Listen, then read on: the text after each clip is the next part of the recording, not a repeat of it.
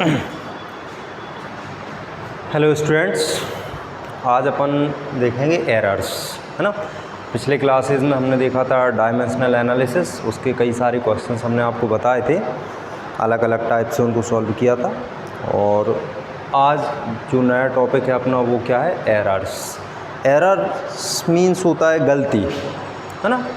तो ये errors English में इसको अगर अपन बोलें तो इस तरह से बोल सकते हैं, the difference between true value and measured value is called error, है ना। एक तो डेफिनेशन ये भी बन जाएगी, the difference between true value and measured value is called error, है ना।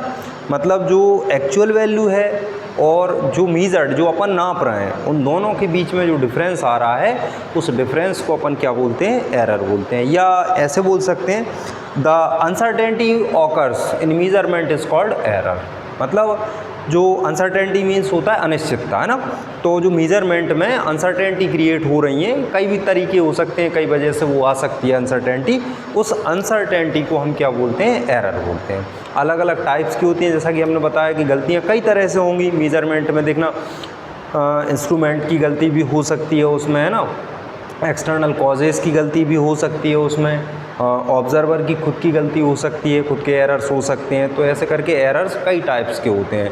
बेसिकली इनका जो मेन टाइप होता है वो 3 टाइप्स की होती हैं। एक तो सिस्टमेटिक एरर होती है, दूसरी होती है आपकी कौन सी, रैंडम एरर। कि कोई एरर नहीं होती, ग्रॉस एरर, ये तो कैलकुलेशन के लिए अपन यूज़ करते हैं, एब्सोल्यूट एरर, परसेंटेज एरर वगैरह। तो बेसिकली इसका जो टाइप होता है वो 2 होता है मेन। एक तो होती है सिस्टमेटिक और दूसरी होती है कौन सी, रैंडम। थर्ड टाइप की जो है वो ग्रॉस एरर है, कोई सिर्फ कैलकुलेशन में अपन इनका यूज़ कर रहे होते हैं।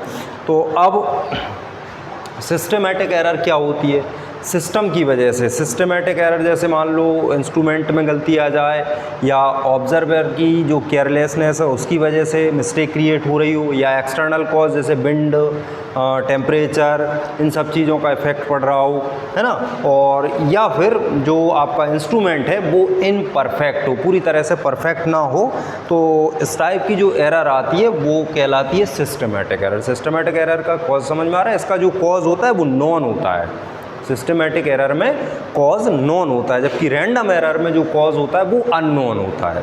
उसमें पता नहीं होता कि किस वजह से गलती हो रही है रैंडम में। सिस्टमेटिक में हमको मालूम होता है कि जो एरर क्रिएट हो रहा है वो किस वजह से हो रहा है। तो इसका जो सिस्टमेटिक एरर है उसका क्या होता है, कॉज नॉन होता है। और ये किन किन रीजन्स से आती है, इंस्ट्रूमेंट में इम्परफेक्टनेस हो उससे आ जाती है, इंस्ट्रूमेंट की वजह से। दूसरा जो ऑब्जर्वर है, जो ऑब्जर्वेशन ले रहा है, उसकी केयरलेसनेस से भी क्रिएट हो सकती है एरर। एक्सटर्नल कॉजेज़ का मतलब है जैसे विंड का, टेम्परेचर का, प्रेशर का इफेक्ट, इन सब चीज़। जैसे पेंडुलम क्लॉक्स होती हैं तो उसमें अपन ने देखा होगा कि वो स्पेस में काम नहीं करती क्योंकि वहाँ पेंडुलम काम नहीं कर पा रहा है ना। या और भी कई चीज़ें होती हैं जिनमें एक्सटर्नल एरर आ जाती है, प्रेशर की एरर जो आ जाती है, प्रेशर की वजह से भी एरर क्रिएट हो जाती है ना। और इम्परफेक्ट